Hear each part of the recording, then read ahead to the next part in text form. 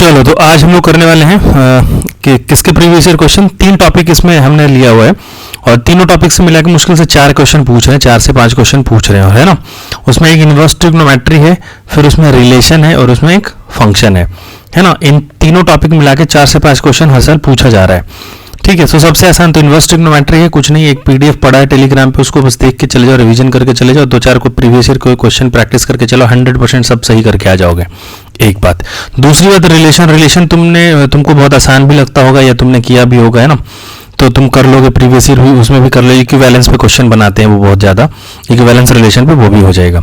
अब रही बात फंक्शन, तो फंक्शन में कई लोगों ने मेरे से रिक्वेस्ट किया था कि सर फंक्शन का ना थोड़ा डिटेल में कवर करिएगा, मतलब थोड़ा थोड़ा इसमें थ्योरी भी बता दीजिएगा, जैसे डेफिनेशन ऑफ फंक्शन 1 on 2, है ना। इसमें क्या होगा, फिर शॉर्ट ट्रिक कैसे ग्राफ से कैसे 1 मिनट में सॉल्व कर लेंगे, है ना।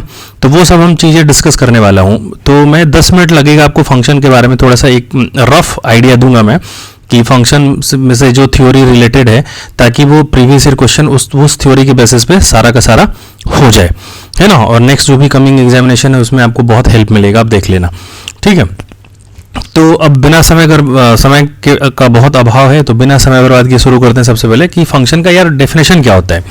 तो फंक्शन देखो होता क्या ना, अभी तुम लोग एक ऐसे जानो, 3-4 तरीके से मैं बताता हूँ। जैसे देखो, एक फंक्शन डिफाइन किया गया कि f बोला गया a to b, इसमें तुमको दिमाग ही नहीं लगाना है। वो बोला गया कि a to b एक फंक्शन डिफाइन किया गया है, ठीक है, जिसमें a जो होता है वो डोमेन होता है और b जो होता है वो कोडोमेन होता है। बस इतना बात, पहली बात तो ये जान जाओ, ठीक है। और एक प्रकार का मैपिंग है कि सेट a से b में एलिमेंट को मैपिंग किया गया। वो मैपिंग करने में जो भी तरीका यूज होगा या जो भी कंडीशन यूज होगा वो हम जानेंगे।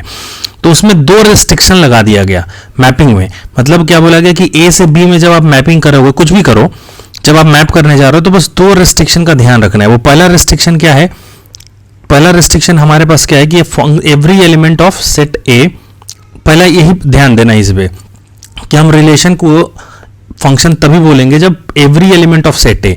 अब every element of set A बोलने का मतलब है कि एक में से भी कोई भी एलिमेंट छूटना नहीं चाहिए, है ना। इसमें से कोई भी एलिमेंट छूटना नहीं चाहिए, पहली बात तो ये। अब दूसरा कंडीशन उसने क्या बोला कि has only 1 output in set B. अच्छा, आउटपुट और इनपुट में एक बार समझ लो 1 सेकंड के लिए। जैसे मान लो एक डब्बा था, है ना, ये फंक्शन है, इसमें तुमने कुछ डाला इनपुट, है ना। जो इनपुट होता है वो क्या होता है, डोमेन, और जो बाहर निकल रहा है आउटपुट, ये सब क्या है, रेंज, है ना। और वो बाहर जो निकल रहा है वो सब क्या है, रेंज, और ये क्या है, डोमेन, ठीक है। इनपुट तुमने दिया भाई किसी चीज में, मशीन जो है वो बाहर निकाल दिया कुछ प्रोडक्ट, ठीक है। यही प्रक्रिया है फंक्शन में भी। अब उस पे बस कंडीशन उन्होंने क्या लगाया है कि आपको जो एक से एलिमेंट इस हिसाब से डालना है कि पहले तो एक भी छोड़ना नहीं है आपको, और दूसरा कि जो भी आप उठाओगे ना, आउटपुट हमेशा क्या होगा, ओनली 1, एक ही आउटपुट देगा बस। वैसा नहीं कि वो x 2 आउटपुट दे रहा है, मतलब समझ लो, जैसे मशीन के अंदर हमने भेजा x को भेजा, ठीक है। अब x ऐसा नहीं है कि यहाँ पे आउटपुट a टाइप का दे रहा है और यहाँ पे भी आउटपुट मान लो b टाइप का दे रहा है, ना ना, ये 2 आउटपुट नहीं देगा। या तो ये देगा तब फंक्शन बोलेंगे, या फिर ये देगा तब, मतलब वो 2 आउटपुट नहीं दे सकता, उसके पास चॉइस नहीं है, वो सिर्फ और सिर्फ एक आउटपुट देगा। तो ये कंडीशन बड़ा इंपॉर्टेंट है, ठीक है। तो फंक्शन का डेफिनेशन हो गया। अब तुम इसको ग्राफ से समझना चाहो, मतलब इसमें डायग्राम से समझना चाहो, तो देखो ये फंक्शन है, बिल्कुल है, देखो, क्योंकि इसके कोई भी एलिमेंट्स छोड़ा नहीं उसने, ठीक है। और हर जो इनपुट है, मतलब जो हर जो एक का एलिमेंट है वो सिर्फ एक आउटपुट दे रहा है। एक्स जरा ध्यान से देखो, कई लोग कंफ्यूज होंगे कि सर देखिए ना, यहाँ पे भी 1 है, यहाँ पे, अरे भाई एक्स क्या दे रहा है, एक्स तो सिर्फ एक ही आउटपुट दे रहा है, उसका नाम 1 है। वो फिर y है ना, वो भी दे रहा है, उसका आउटपुट का नाम 1 है। दे तो एक ही आउटपुट रहा है ना वो, तो कंडीशन हमारा क्या सेटिस्फाई कर रहा है, तो ये फंक्शन है। ऐसा ही देखोगे तो इसमें भी तुमको दिखेगा। इसमें बस क्या हो गया है कि अब जरा ध्यान से ही देखो, ये बी पार्ट को हमने बोला है कोडोमेन। अब इसमें रेंज क्या था, इसमें रेंज भी डिस्कस कर लो, 1 2 3 रेंज है, क्योंकि 1 2 3 मिल रहा है। इसमें रेंज क्या है, इसमें भी 1 2 3 है। बस इसमें और इसमें फर्क क्या है कि इसमें जो कोडोमेन है ना वही रेंज हो जा रहा है। कोडोमेन जो है वो पूरा का पूरा रेंज है। मतलब कोडोमेन किसको बोलते थे, बी को बोलते हैं, है ना भाई। ए टू बी में क्या अभी सिखाया हमने, कोडोमेन किसको बोलते हैं, इसको बोलते हैं, ठीक है। तो ये पूरा का पूरा रेंज है। इसमें क्या हो रहा है जरा ध्यान से देखो, अभी समझ में आ जाएगा 2 मिनट में कि रेंज बड़ा है कि कोडोमेन। इसमें रेंज देखो क्या है, 1 2 और 3, लेकिन भाई कोडोमेन देखो ना, कोडोमेन क्या है, 1 2 3 4। बी में जितने एलिमेंट्स हैं वो सब कोडोमेन है। तो बड़ा कौन होगा, codomain. Range is a subset of codomain, ये बराबर हो सकता है जैसे इस केस में, ठीक है, वो बराबर होगा तो ऑन टू फंक्शन होगा, अभी सीखेंगे। डन। तो ये बात, अब डायग्राम से जल्दी से चेक करके इस पे क्वेश्चन पूछ लेते हैं कि बताओ डायग्राम देख के कि फंक्शन है कि नहीं है। तो इसको देखो, ये तुरंत बोल के देख के बोलेंगे कि फंक्शन नहीं, क्यों? क्योंकि पहला कंडीशन ही मीट नहीं किया हमारा, वो बोल रहा है कि सारे एलिमेंट्स लेने चाहिए। अब तुमने देखो ए में ऐसा एक एलिमेंट डी था जिसका कहीं कोई मैपिंग नहीं किया गया है बी में, ठीक है, तो ये रीजन है, लिखा हुआ पूरा अंग्रेजी में, और हमने बता दिया क्यों नहीं है फंक्शन, ठीक है। ये देखो, अब इसमें देखो पहला कंडीशन क्या था कि ए का कोई एलिमेंट छूटना नहीं चाहिए, तो ठीक है भाई कोई छूटा नहीं, लेकिन जरा बी को ध्यान से देखो। अब बी क्या कर रहा है कि बी तुमने मशीन में डाला, अब वो आउटपुट 2 दे रहा है, वो ई भी दे रहा है और एफ भी दे रहा है, और हमारा क्या बोल रहा था कि आउटपुट सिर्फ और सिर्फ एक आउटपुट होना चाहिए, has only one output. Input में एक चीज को डालेंगे तो सिर्फ आउटपुट एक चीज मिलना चाहिए, यही लिखा था ना इसमें, देखो has only one output in set B, so that's why this is not a function. कोई दिक्कत यहां तक नहीं। चलो अब हम लोग एक कॉन्सेप्ट सीखने वाले हैं कि वर्टिकल लाइन टेस्ट है, ठीक है। मतलब वो क्या है कि अगर तुम कोई वर्टिकल लाइन खींचो, तुम देख के बता दोगे ग्राफ को, कि वो ऐसे भी पूछ लेते, कई बार एक ग्राफ दे देंगे, बोलेंगे कि देख के बताओ फंक्शन है कि नहीं है। तो मैं क्या बोल रहा हूँ कि तुम जैसे मान लो ये इतने सारे मैं प्रैक्टिस करा दूंगा, आपको 1 मिनट में हो जाएगा। वर्टिकल सुनो, अगर तुमने एक वर्टिकल लाइन खींचा, अगर वो फंक्शन, अगर वो जो ग्राफ गिवन था वो 2 बार कट कहीं पे कर गया, तो 100% वो फंक्शन नहीं होगा, बस इतना ध्यान रखो। जैसे एग्जाम्पल के रूप में देखो, फर्स्ट वाले में इसको अगर तुमने यहाँ पे कट किया तो देखो क्या हो गया, जैसे वर्टिकल लाइन खींचा तो तुमको देखो यहाँ पे कट करके और यहाँ पे कट करिए, सो this is not a function. इसमें कहीं पे भी वर्टिकल लाइन खींचो, y बराबर एक्स स्क्वायर ग्राफ भी याद रखना है, इसमें हमेशा क्या है फंक्शन है, एक ही बार कट कर रहा है। इसको देखो वाई स्क्वायर बराबर एक्स को भी जरा ध्यान से देखो, इसको तुमने जैसे ही ऐसे किया तो 2 बार कट कर गया कहीं पे भी, ठीक है। तो अब क्या हो गया कि ये फंक्शन नहीं होगा, ठीक है। अब इसको जरा देखो, वर्टिकल कहीं पे भी खींचो 1 बार कट कर रहा है, ठीक है, तो ये फंक्शन होगा। इसको जरा ध्यान से देखो, है ना, एक ही बार कहीं जितने मर्जी उतने कहीं पे वर्टिकल लाइन से खींचो। अच्छा, एक सारा ग्राफ आपको याद रखना है, ये तो बहुत इंपॉर्टेंट है। y बराबर एक्स क्यूब तो 100% याद रखो, एप्लीकेशन ऑफ इंटीग्रल में बार बार यूज होता है, increasing decreasing application of derivative में भी यूज होता है ना। सो हम लोग क्या देखा है इसमें कि y बराबर एक्स क्यूब जो है हमारा क्या है फंक्शन है, क्यों? क्योंकि वर्टिकल लाइन हमने खींचा, एक ही बार कट किया, ठीक है, डन। हाँ चलो, अब हम लोग देखो सीखने वाले हैं कि 1 1 फंक्शन किसको बोलते हैं। अच्छा, और इसका नाम क्या क्या है, ठीक है। तो पहली बात तो जान लो कि 1 1 फंक्शन का एक और नाम है, उसका नाम है इंजेक्टिव। इंजेक्टिव नाम है इसका, ठीक है।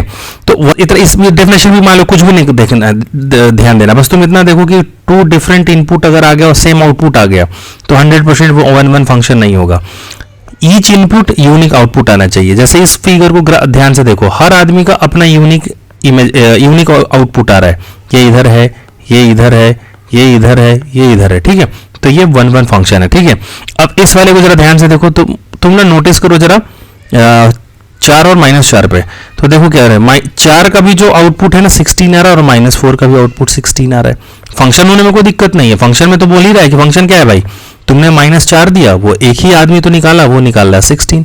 अब फिर क्या होगा, फिर वो दूसरा इनपुट दिया तुमने, चाहे वो तब भी 16 निकाल दिया, उस केस में हम लोग बोलेंगे कि 1 1 नहीं है। क्यों?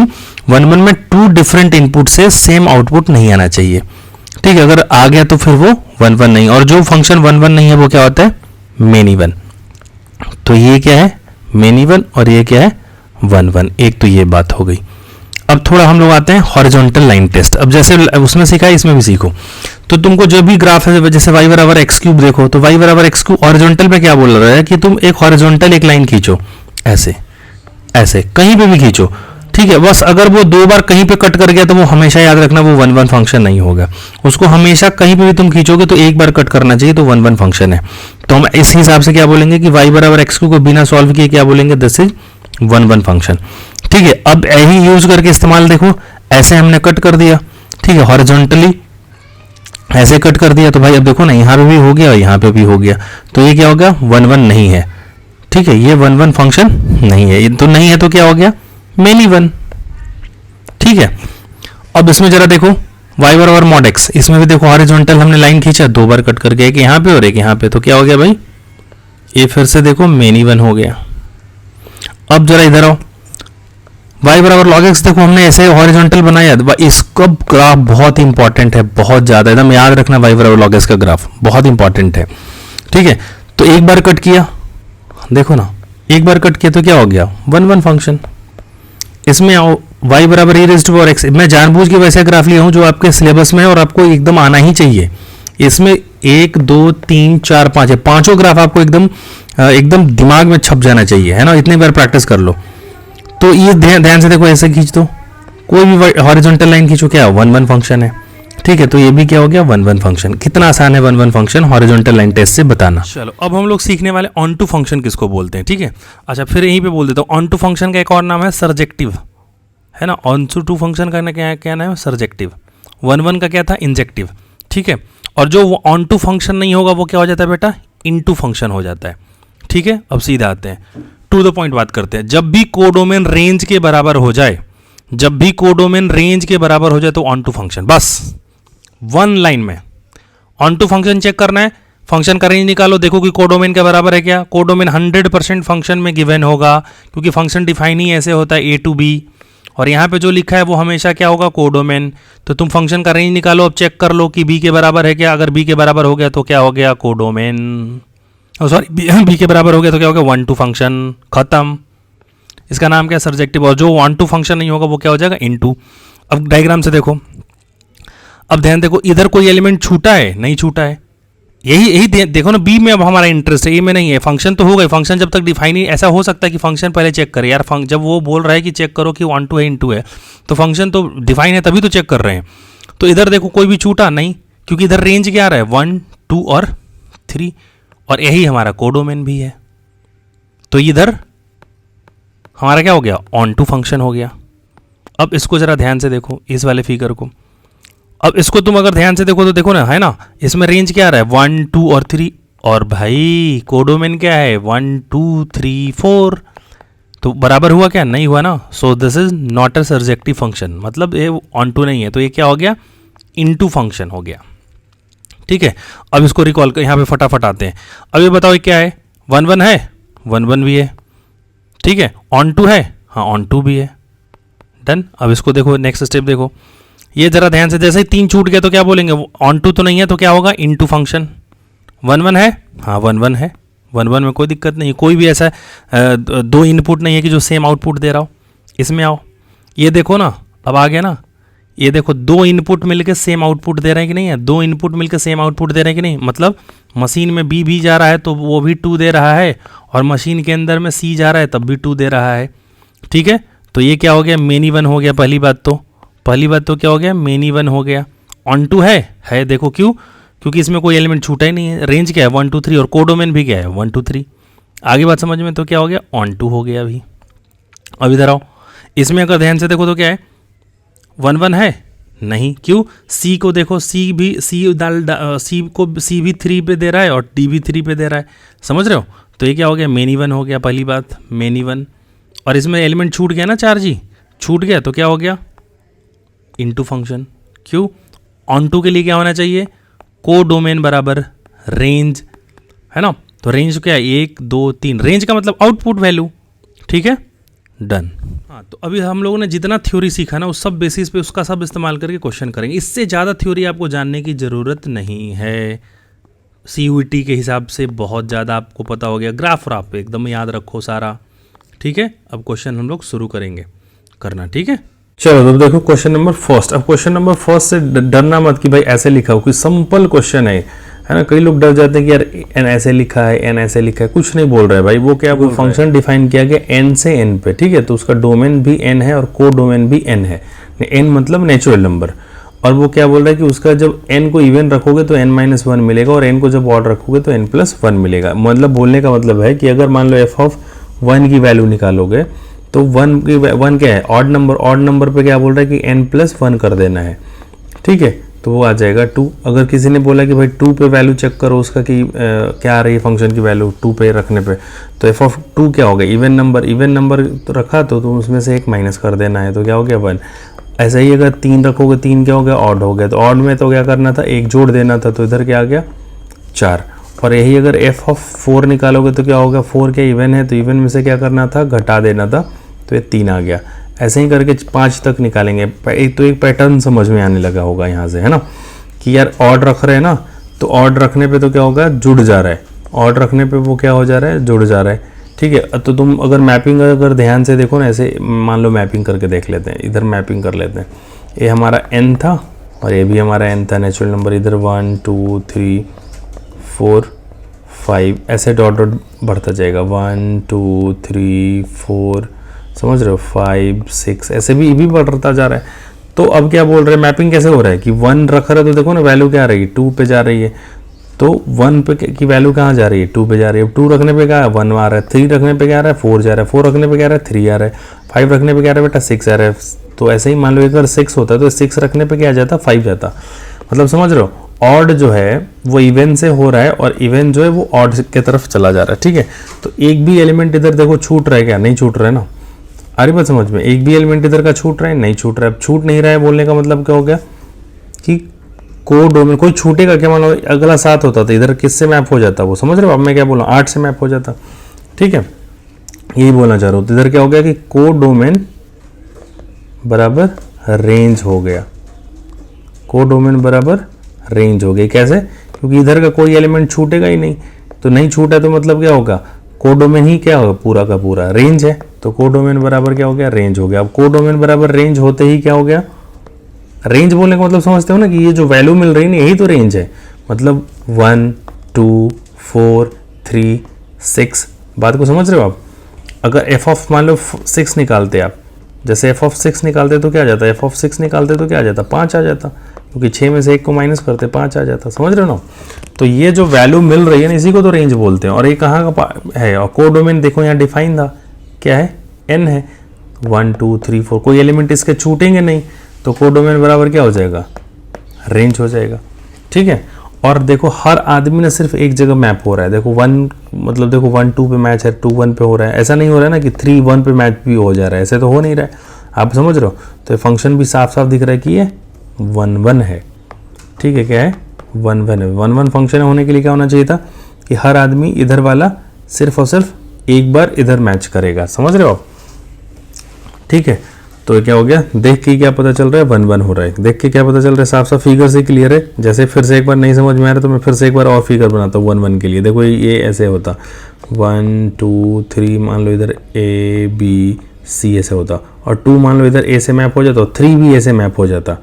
समझ रहे हो, 1 हो जाता बी से मैप। ऐसे ये फंक्शन तो है, बिल्कुल कोई दिक्कत नहीं, फंक्शन है, लेकिन मेनी वन है। क्यों, क्योंकि मेनी वन इसलिए क्योंकि देखो इधर देख रहे हो 3 का इमेज ना ए भी आ रहा है और 2 का इमेज भी ए आ रहा है। मतलब यूनिक इमेज आना चाहिए 1 1 के लिए। 1 1 के लिए क्या होना चाहिए, इसके हर एलिमेंट का यूनिक इमेज। इस सब ना यूनिक इमेज से मैं डरना मत यार, इमेज बोल रहा हूँ तो इमेज बोलने का मतलब क्या होगा कि इधर का जो भी एलिमेंट है ना सिर्फ और सिर्फ उसका एक इमेज इधर होना चाहिए, बस इतनी सी बात है। ठीक है, कि 1 का ऐसा नहीं होना चाहिए, इस टाइप का नहीं होना चाहिए। क्या कैसे, कि 2 का देखो इमेज क्या आ गया ए, और 3 का भी इमेज क्या आ रहा है ए। अगर ऐसा हो रहा है, मतलब समझ रहे हो, ऐसा अगर कोई हो ऐसा बन जा रहा है पैटर्न, समझ रहे हो, तो वो फिर 1 1 फंक्शन नहीं होगा।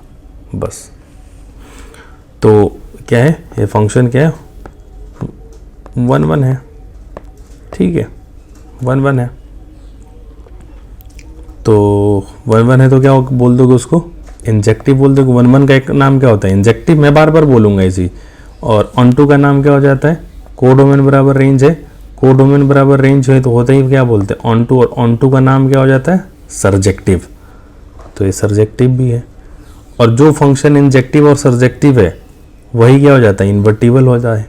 जानते हो ना आप, इन्वर्स किसका एग्जिस्ट करता है, कंडीशन है। नहीं जानते हो तो सुन लो कि जो फंक्शन इंजेक्टिव है और प्लस सर्जेक्टिव है वही क्या हो जाता है, बाइजेक्टिव होता है। पहले तो ये जान जाओ, वही क्या होता है, बाइजेक्टिव होता है। और जो फंक्शन बाइजेक्टिव है वही इन्वर्टिबल होता है। ये मैपिंग ध्यान रख लो, है ना। चाहो तो स्क्रीनशॉट ले लेना। इंजेक्टिव प्लस सर्जेक्टिव बराबर बाइजेक्टिव, और बाइजेक्टिव इंप्लाइज इन्वर्टिबल। ठीक है, तो D option is also correct. So A C and D, तो 4th ऑप्शन इज करेक्ट। चलो तो हम लगाते हैं क्वेश्चन नंबर 2 पे। क्वेश्चन नंबर 2 जरा ध्यान से देखो, उन्होंने सीधा सीधा मैपिंग का क्वेश्चन डायग्राम दे दिया है और पूछ रहा है आपसे वो कि बताओ कि f is a function A to B है कि नहीं है, एफ इज 1 है कि नहीं है, एफ 1 है कि नहीं है, एफ इज फंक्शन है कि नहीं है।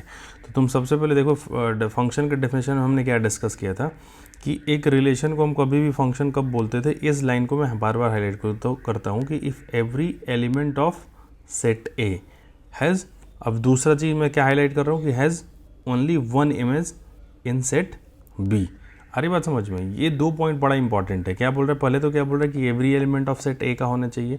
तो देखो सेट ए का हर एलिमेंट कहीं ना कहीं मैप है, ये तो हमने देख लिया है ना, कोई भी एक एलिमेंट छूटा नहीं, एक बात ये तो कंडीशन हो गया। अब क्या बोल रहा है कि only one image in set B. अब तुम जरा ए को जरा ध्यान से देखो, ए का इमेज क्या था, ए का इमेज क्या था 1 है, और ए का इमेज और है, ए का इमेज देखो 3 भी है।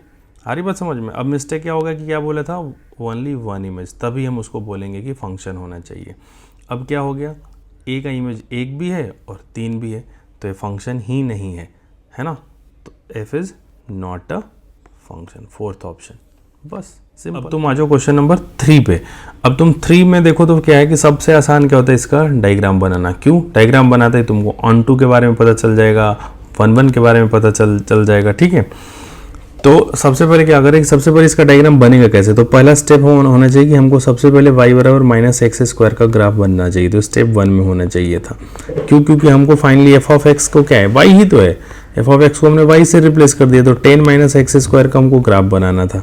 तो पहला स्टेप गए, y बराबर -x² का ग्राफ बना लिए। स्टेप 2 में क्या कर दिए कि इसी ग्राफ को शिफ्ट कर दिए, देखो कैसे, y -10 से, तो y -10 बराबर -x, ये तुम्हारे दिमाग में थोड़ा बहुत आ जाना चाहिए, है ना। ये एप्लीकेशन ऑफ इंटीग्रल में भी इस तरह के काम हमने बहुत किया है, ठीक है। तो अब हमने क्या कर देंगे कि y बराबर -x का ग्राफ, -x² का ग्राफ कैसे होता है, ऐसे होता था, याद है। स्टेप 1 हो गया हमारा, ठीक है, स्टेप 1 हो गया। स्टेप 1 में क्या होगा, किसका ग्राफ है, y बराबर -x² का। अब तुमने क्या किया, y में से -10 को किया है, तो जब भी माइनस कोई चीज़ करो ना y में, तो y में उतना ही यूनिट उसको ऊपर शिफ्ट कर दो वो ग्राफ को। ये तरीका है बस ग्राफ बनाने का, ठीक है, ठीक है। तो स्टेप 2 में हमारा काम क्या था, अच्छा यही चीज़ को हमने क्या किया है, घुमा के लिख दिया। कैसे दिमाग में है कि 10 था ना इधर, तो 10 को इधर लेके चले गए थे, ठीक है। तो स्टेप 2 में सीधा ही फंक्शन का ग्राफ आ जाएगा हमारे पास। तो कैसे हो जाएगा, 10 यूनिट ऊपर शिफ्ट हो गया, ठीक है। ये जो पॉइंट है, अभी देखो फंक्शन की मैक्सिमम वैल्यू देख के ही पता चलेगी क्या होगी, 10 ही होगी। इससे ऊपर तो ग्राफ ही नहीं है ना, इसके ऊपर देखो कहाँ ग्राफ है, नहीं है ना। ये ग्राफ यहीं पे आकर रुक गया ना भाई, यहीं पे आकर रुक गया। और कहाँ से शुरू हो रहा है, -∞ से। तो y की वैल्यू क्या हो गई, -∞ से 10 तक। कैसे, ये देख लो, अब चेक भी कर ले, x की वैल्यू 0 रखो, y देखो ना 10 आ जाएगा। तो क्या हो गया 0,10। तो फंक्शन का रेंज क्या हो गया बेटा, रेंज क्या हो गया फंक्शन का, जल्दी से बोलो। रेंज फंक्शन का हो गया कहाँ से कहाँ तक, -∞ से 10 तक, ठीक है, ये रेंज हो गया। अब हमारे पास क्या हो गया, वर्टिकल लाइन टेस्ट से क्या चेक कर दो, हॉरिजॉन्टल लाइन टेस्ट से कि फंक्शन 1 है कि 1 देखो कहीं पे भी कट करो, एक कोई भी एक लाइन खींचो, जैसे ऐसे खींचा, ठीक है। अब ये खींचा तो देखो ना भाई 2 बार कट कर गया ना, एक बार यहाँ और एक बार यहाँ, तो फंक्शन क्या हो गया, मेनी 1 हो गया। क्या हो गया जी, मेनी 1। 1 नहीं रहा, जो 1 नहीं होता वो क्या हो जाता है, मेनी 1 हो जाता है। और जब भी रेंज अगर तुमको पता है ना, कोडोमेन क्या होना चाहिए, मैं बार बार बोल रहा हूँ, यहाँ पे देखो ध्यान से, इतनी बार बोलूंगा ध्यान हो जाएगा। ये क्या है जो हमने सर्कल किया, ये क्या है, कोडोमेन, ठीक है। तो codomain not equal to range है, ठीक है, क्योंकि रेंज क्या आ रहा है, -∞ से 10, और कोडोमेन क्या आ रहा है, r, है ना। तो जो कोडोमेन और रेंज नहीं है तो वो फंक्शन क्या है, ऑन टू नहीं है। और जो फंक्शन ऑन टू नहीं होता है वो क्या होता है, इनटू होता है। तुम तो 3 चीज़ अपने ध्यान में रखो, तुम्हारे सिलेबस में बहुत ज़्यादा है नहीं। 1 फंक्शन, तो जो 1 नहीं है वो क्या हो जाता है, मेनी 1, ठीक है। और ऑन टू फंक्शन, ठीक है, ऑन टू फंक्शन क्या होता है, जो फंक्शन ऑन टू नहीं होता है वो इनटू हो जाता है। और ऑन टू चेक कैसे करते हैं भाई, इससे कोडोमेन बराबर अगर रेंज हो गया, कोडोमेन बराबर अगर रेंज हो गया तो हम क्या बोलते हैं उसको, ऑन टू फंक्शन। डन। अब इसी का एक और नाम है, 1 को हम क्या बोलते हैं, इंजेक्टिव बोलते हैं, इंजेक्टिव।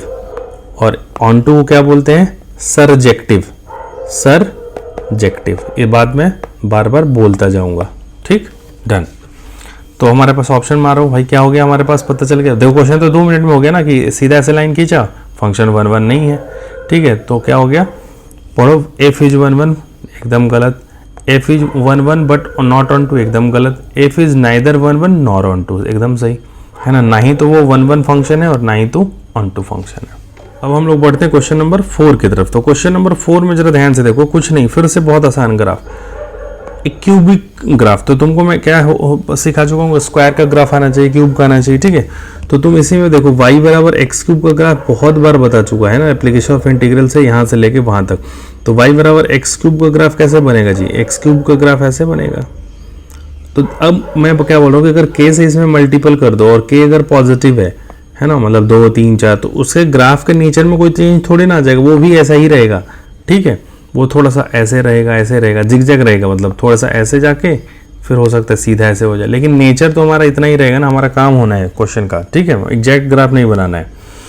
तो हमने सबसे पहले काम क्या कर दिया कि स्टेप 1 में हमारे पास तुरंत दिमाग में क्या आया कि हम इसका ग्राफ कैसे बनाएंगे।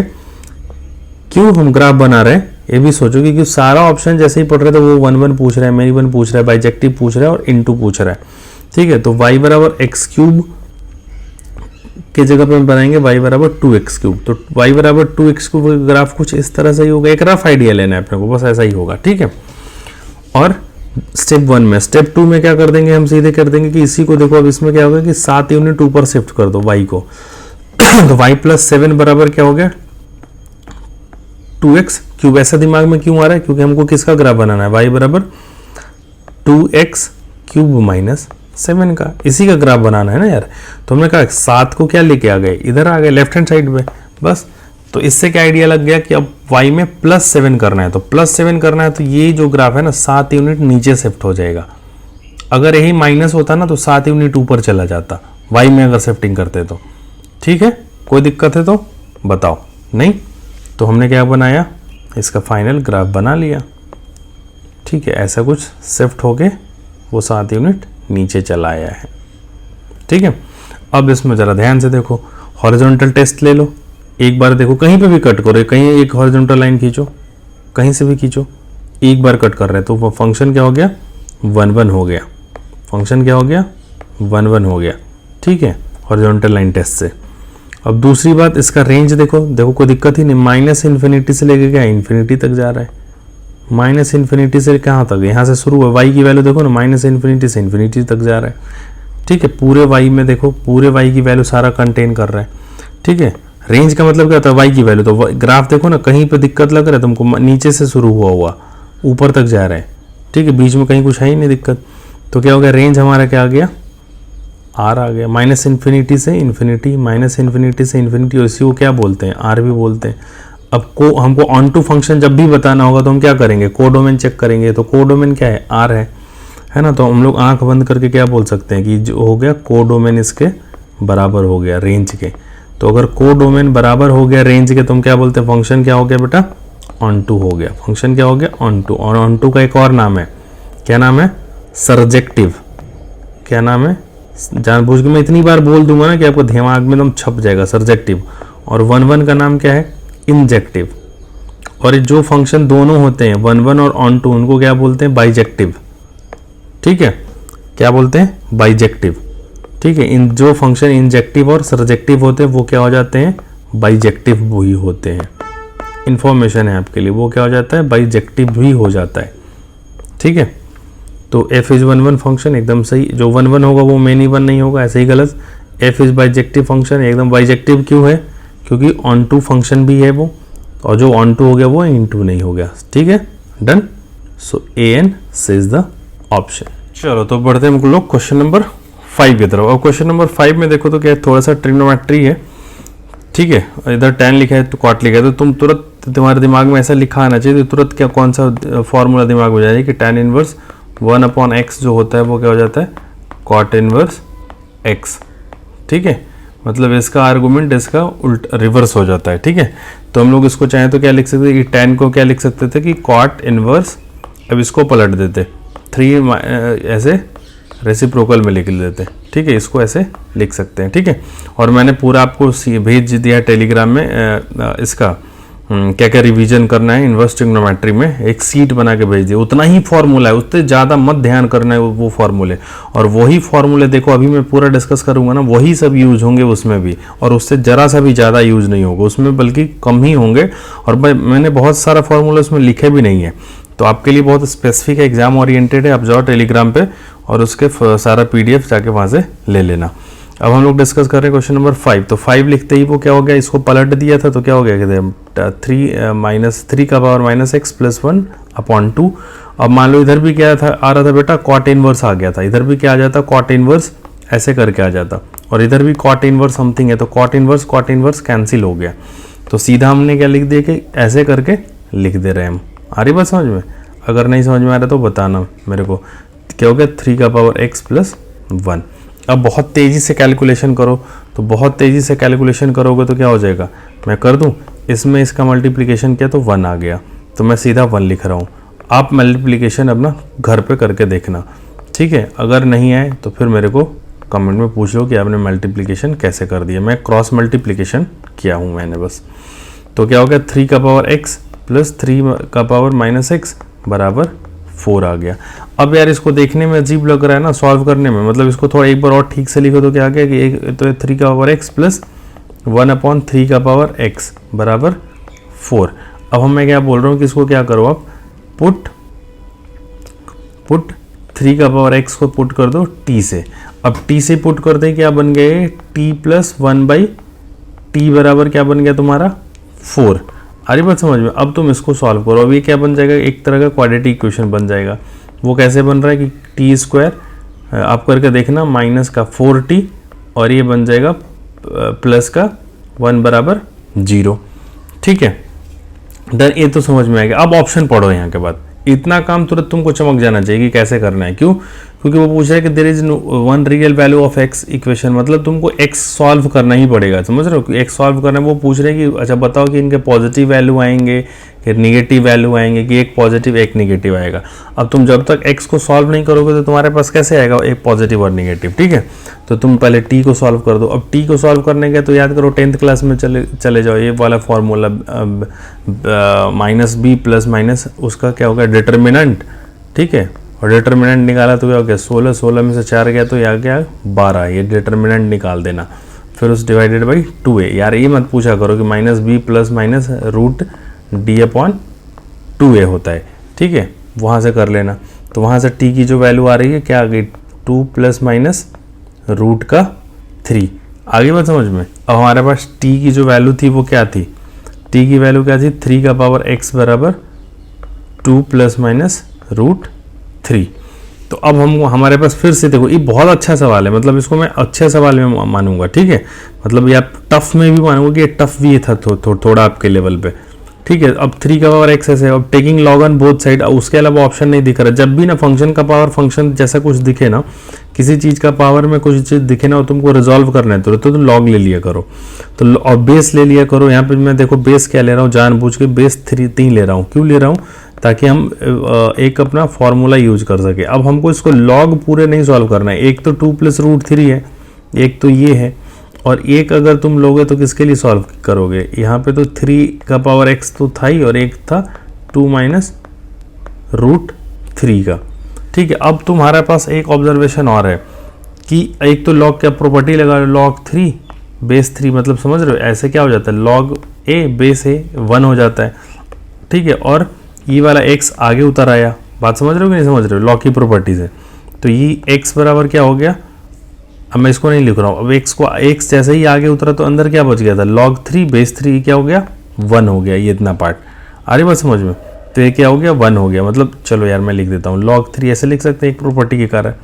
अब ये वैल्यू तुमको चेक करना है कि पॉजिटिव है कि नेगेटिव है, तो तुम क्या करो log x का ग्राफ बनाओ।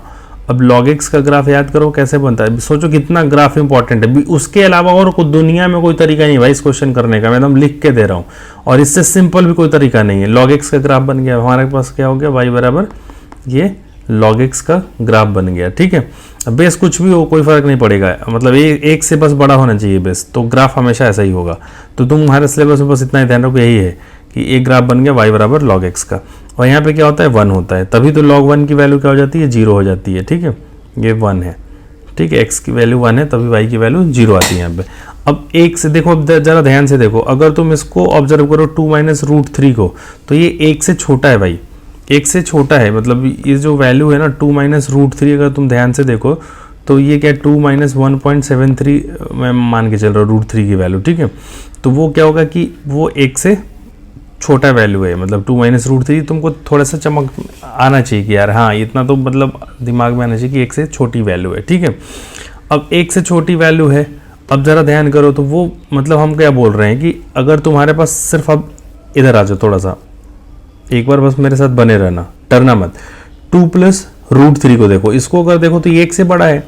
ठीक है, तो 1 से बड़ा है तो अपने को बस कितना बताना है कि इसकी वैल्यू पॉजिटिव है कि निगेटिव है। क्यों? क्योंकि अगर हमको ये पता चल गया, अभी हमको पॉजिटिव निगेटिव नहीं है पता, क्योंकि इधर क्या हो गया कि x बराबर जो आएगा यहाँ से आएगा, ऐसे ही करो, x बराबर जो करो, इधर भी लॉग लेना पड़ेगा ना यार, इधर ऐसे नहीं लिख सकते ना, सिर्फ taking log on both side किया ना हमने। ठीक है, taking log on both side किया तो क्या हो गया, इधर भी लॉग ले लिया और बेस हमारा 3 था। ठीक है, अब जो आएगा पॉजिटिव निगेटिव हमको पता कर लेंगे। ठीक है, वो कैसे पता करेंगे पॉजिटिव निगेटिव, तो उसके लिए log x का ग्राफ हमने बनाया है। ठीक है, अब log की वैल्यू क्या है, देखो जब 1 से वो बड़ी हो रही है log की वैल्यू, ठीक है, तो इधर है log x, 1 से बड़ा किधर मिल रहा है, देखो सिर्फ ये वाला पार्ट है, और ये वाला पार्ट देखो y क्या है, पॉजिटिव आ रही है कि नहीं आ रही है, यानी log जब भी 1 से बड़ा होगा, ग्रेटर देन 1 होगा, तो हमेशा log क्या होगा, पॉजिटिव होगा, और log जब भी लेस देन 1 होगा, यहाँ पे यहाँ की वैल्यू, फिर से मैं बोल रहा हूँ बड़ा कंफ्यूज मत करो, log x का ग्राफ देखो ऐसे है। मैं बोल रहा हूँ कि x जैसे 1 से जब भी बड़ा हो जाएगा तो y हमेशा देखो पॉजिटिव है, बस इतना सुनो फिर से ध्यान से।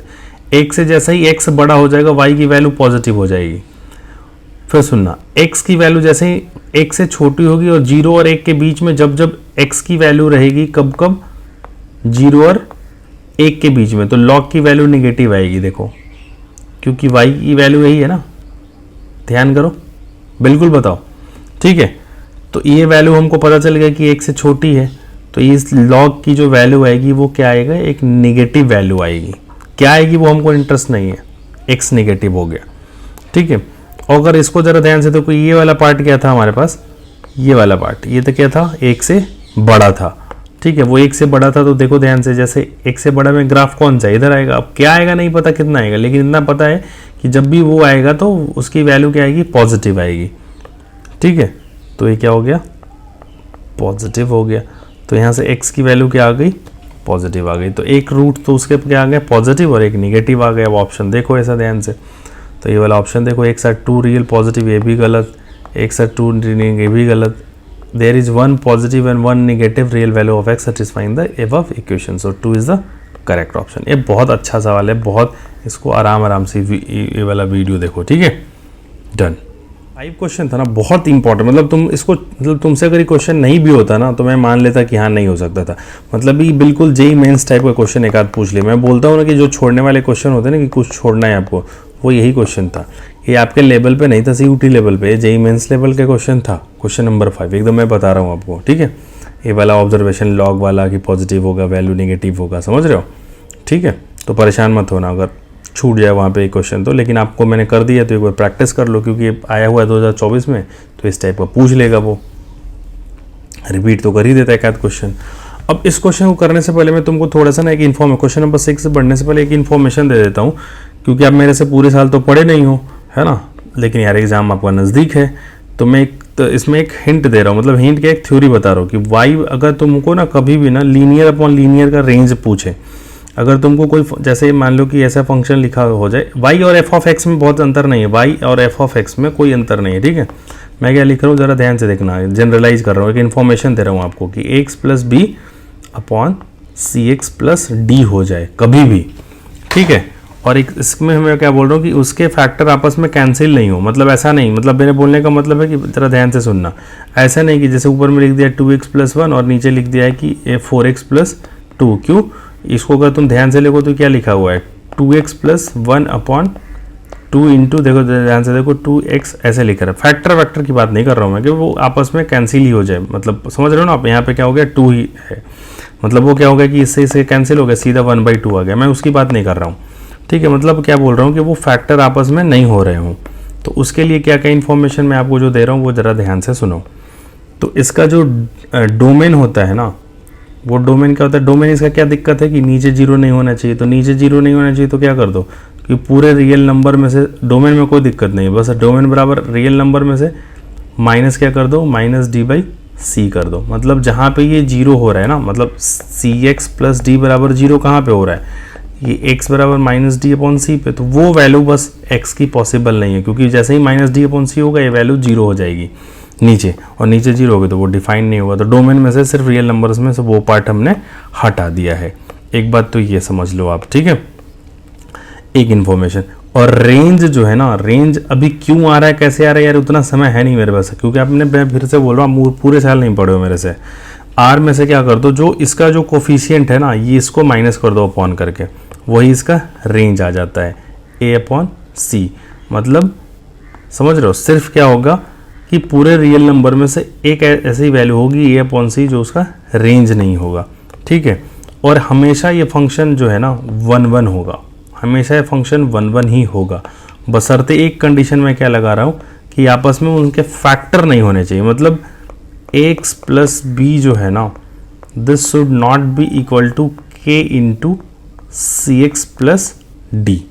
बात आप समझ रहे हो मैं क्या बोल रहा हूँ, कि मतलब बस इतना लिख रहा हूँ कि कभी भी ना x + b जो है वो इस फॉर्म में नहीं होना चाहिए, मतलब वो आपस में कैंसिल नहीं हो रहे होंगे ऊपर नीचे से, ठीक है। तो हमेशा फंक्शन क्या होगा 1 एक इंफॉर्मेशन दे दिया मैंने आपके लिए, ठीक है, इंफॉर्मेशन दे दिया आपके लिए कि 1 होगा, रेंज बता दिया, इसका डोमेन बता दिया। हमने क्या डिस्कस किया कि कोई फंक्शन लीनियर अपॉन लीनियर है और वो आगे एक दूसरे से कैंसिल नहीं हो रहे, तो वो हमेशा 1 होगा, रेंज उसका क्या होगा और डोमेन क्या होगा। अब आ जाते हैं क्वेश्चन नंबर 6 पे। अब जरा 6 को जरा ध्यान से देखो, तो वो देखो लीनियर अपॉन लीनियर ही है, x - 1 अपॉन x + 1, और देखो एक दूसरे से कैंसिल नहीं हो रहे हैं, तो हमारा सारा बात सही है, ठीक है। तो पहले तो आंख बंद करके क्या बोलते हैं कि 1 होगा बिना सॉल्व किए, एक बात। दूसरा, इसका डोमेन क्या होगा जी, डोमेन अगर नहीं भी पूछा तब भी निकाल लो, डोमेन क्या होगा, r है, r में से तुम निकालो, बाकी चेक कर लेना, वो r में से एक क्या होगा -1 घटा दो, क्यों, क्योंकि ये -1 नहीं होना चाहिए। अब तुम नोटिस करो, क्वेश्चन नहीं भी पढ़ते ना, तो यहाँ देखो जरा ध्यान से, तुम सिर्फ अगर मान लो यहाँ से पढ़ना शुरू करते, यहाँ से ये वाला पार्ट नहीं भी पढ़ते, तो तुम खुद से क्रिएट कर सकते थे। कैसे, देखो कैसे, ये डोमेन है ना, और ये क्या है, कोडोमेन। हरी बात समझ में, ये क्या है कोडोमेन और ये क्या है डोमेन। मैं फिर से बार बार इस बात को बोलता जाऊंगा, ये क्या है कोडोमेन और ये ग्रीन वाला क्या है डोमेन, यही सिखाया है ना हमने, ठीक है। अब रेंज तुम निकाल दो इस फंक्शन का, तो रेंज निकालते तो क्या सिखाया अभी कि रेंज जो होगा वो r तो होगा, उसमें से सिर्फ क्या होगा, इसके कोफिशिएंट को माइनस कर दो, इसके कोफिशिएंट 1 और इसका 1, ठीक है। रेंज देखो इधर ध्यान से, a/c माइनस कर देना है, तो यहाँ क्या है 1/1, 1/1 क्या होगा 1 ही होगा, तो रेंज क्या हो गया r - 1। अब ध्यान से देखो, तुम कोडोमेन भी वही है कि नहीं है, देखो ना ध्यान से, कोडोमेन भी वही है ना, तो कोडोमेन बराबर रेंज आ गया, कोडोमेन बराबर रेंज आ गया। अब कोडोमेन बराबर रेंज आ गया, तो this implies onto function, this implies onto function. कोई दिक्कत है तो बताओ, नहीं है ना, ठीक है। तो ये एक बात तो एकदम कंफर्म हो गई कि हमको क्या क्या पता चल गया, कोडोमेन का, कोडोमेन रेंज भी पता चल गया और 1 भी पता चल गया, मतलब ऑन टू पता चल गया और 1 पता चल गया, ऑन टू पता चल गया और 1 पता चल गया, ठीक है। इतना इंफॉर्मेशन हमारे लिए हो गया। अब मैं इस पार्ट को थोड़ा सा डिलीट कर देता हूँ 1 मिनट के लिए, ठीक है, क्योंकि अपने पास जगह नहीं है। अब उसने क्वेश्चन बहुत लंबा पूछ दिया उन्होंने, ठीक है, मैं समझ रही हूँ, इसमें बहुत सारा इन्फॉर्मेशन पूछ लिया। 1 तो है ही, तो पहले तो जिससे टिक मारना होगा तो क्या कौन सा मार देते, सी मार देते, 1 थे और ऑन टू भी था, यानी ये ऑप्शन नहीं था और ये ऑप्शन नहीं था, ठीक है। 1 but not onto but not 1, ठीक है। तो सी ऑप्शन तो हमेशा करेक्ट ही है, बात समझ रहे हो। तो ए और बी जहाँ दिखते, जैसे ए दिखता, तो देखो मान लो अगर मैं क्या बोल रहा हूँ कि डी नहीं सॉल्व करता, क्योंकि यार इसमें देखो इन्वर्स भी फाइंड करना है, फिर क्या फंक्शन के अंदर फंक्शन रख के भी फाइंड करना है। तो पहले मैं कोशिश क्या कर रहा हूँ, अगर मान लो मेरा बात नहीं बनेगा तो डी भी सॉल्व करेंगे और ई भी सॉल्व करेंगे, इन्वर्स भी, है ना। तो जहाँ जहाँ ए था वहाँ उस बी है उस ऑप्शन को काट दो, तो ए और बी के ऑप्शन के काटते ही हमारा क्या हो गया, ए और सी पार्ट चला गया। ठीक है, इसमें ए और बी इन्वॉल्व था और ए और बी तो ऑप्शन में नहीं है। अब हमारे पास बच गया कि भाई सी तो सही है, देखो तो से, तो ये कोई भी सॉल्व कर लो जो सबसे आसान दिखे तुमको, या तो डी सॉल्व कर लो या ई सॉल्व कर लो, कोई भी एक सॉल्व करोगे तो काम हो जाएगा हमारा। ठीक है, डन। अरे बात समझ में आपको क्या, क्योंकि ऑप्शन वो जो बनाया है वो देखो सी एंड डी ओनली लिख रहा है, तो अगर डी सही हो गया तो भाई ई अगर सही भी हो गया तो अपने को चेक नहीं करना है, क्योंकि भाई वो ऑप्शन ई भी थोड़ा ना टिक होने वाला है। अगर ये टिक हो गया, अगर वो मान लो ये भी टिक हो जाए, ये भी टिक हो जाए, तो फिर तो क्वेश्चन बोनस हो जाएगा कि बी भी सही, मान लो डी भी सही हो गया, ई भी सही हो गया, तो मैं बोल रहा हूँ जो समझ रहे हो आप। तुम्हारे पास चॉइस हो गया, या तो डी ऑप्शन को सॉल्व कर लो या ई ऑप्शन को। अब तुम्हारे ऊपर मैं छोड़ दे रहा हूँ कि जो आसान लगे वो सॉल्व कर देना आप। ठीक है, मेरे को तो सबसे इसमें इन्वर्स फाइंड करना टफ लगेगा। ठीक है, तो तुम क्या करोगे, एफ के अंदर एफ ऑफ रख दो, फंक्शन के अंदर फंक्शन क्या है, यही तो है, तो फंक्शन के अंदर फंक्शन रखना था, तो x के जगह पे क्या हो जाता। अब देखो जहाँ पर एक बार मैं लिख देता हूँ, एफ ऑफ एक्स क्या था बेटा आपके पास, x minus one upon x plus one.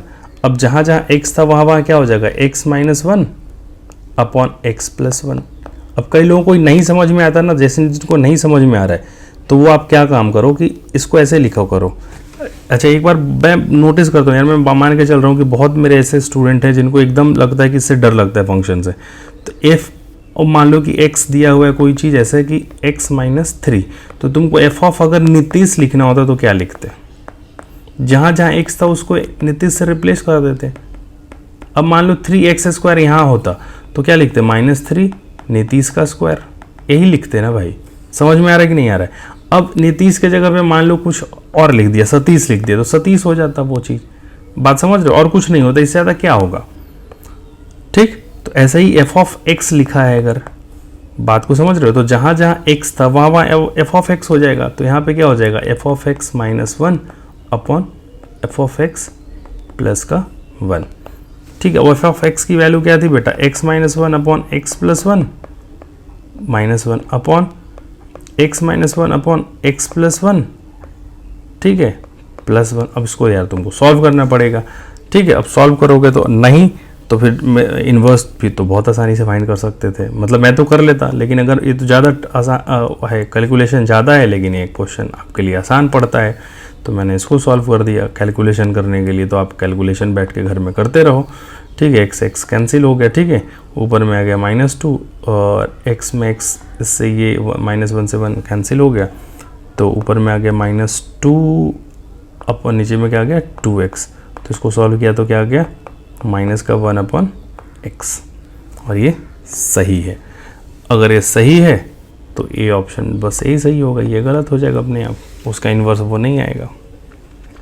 ठीक है, डन। चलो तो हम लोग पढ़ते हैं क्वेश्चन नंबर 7 की तरफ। अब क्वेश्चन नंबर 7 बहुत लल्लू लाल सवाल है, मैं बार बार बोल रहा हूँ कि यूनिवर्सिटी में बैठे जाओ, शॉर्ट नोट्स देखो, उससे क्वेश्चन हो जाएंगे। तो कॉस इनवर्स एक्स का हमारे पास एक्स से क्या होता है, एक मान लो यहाँ पे एक्स रहता था तो इसका डोमेन क्या होता था, एक्स लेस देन क्या होता था एक्स से, और माइनस वन से बड़ा होता था। अब यहाँ पे तो x है नहीं, यहाँ पे क्या है 7x, तो 7x को क्या होना चाहिए, 7x को x से क्या होना चाहिए, छोटा होना चाहिए, और माइनस एक्स से बड़ा होना चाहिए। ठीक है, अब तुमको आंसर तो x में देना है। ठीक है, तो क्या कर रहे हैं, 7 से डिवाइड कर दो पूरे इक्वेशन में, तो 7 से डिवाइड किया तो इधर क्या बन गया ऐसे, और ये बन गया ऐसे, और ये बन गया ऐसे। ठीक है, बस कौन सा ऑप्शन, फर्स्ट। इतना लल्लू लाल सवाल था। अब भाई यहाँ पे अगर कुछ भी होगा ना, मान लो n होगा तो वो n होना चाहिए था इसके, मतलब जैसे मान लो क्या मैं बोल रहा हूँ कि कॉस इनवर्स जो भी यहाँ पे लिखा हुआ है, जैसे समथिंग कुछ भी लिखा हुआ है, जैसे जिज ऐसे लिखा हुआ है, तो जिज वैल्यू जो है ना वो होना चाहिए एक से छोटा और माइनस एक से बड़ा, ना कि x। आ रही बात समझ में। यहाँ पे जो कुछ भी लिखा है, नीतीश मान लो नीतीश लिखा है तो यहाँ नीतीश हो जाएगा। यहाँ पे अगर मान लो मॉड लिखा हुआ है, मॉड x जो हमारे नाम है, तो यहाँ पे फिर मॉड x हो जाएगा। ठीक, डन। अब इसमें देखो क्वेश्चन नंबर 9 में, क्वेश्चन नंबर 9 में उन्होंने एक सेट डिफाइन कर रखा है पहले से। ठीक है, अब उसको ज़रा ध्यान से देखो, y बराबर x प्लस 5 लिखा है उन्होंने। ठीक है, तो चलो हमारी कोशिश है करने की।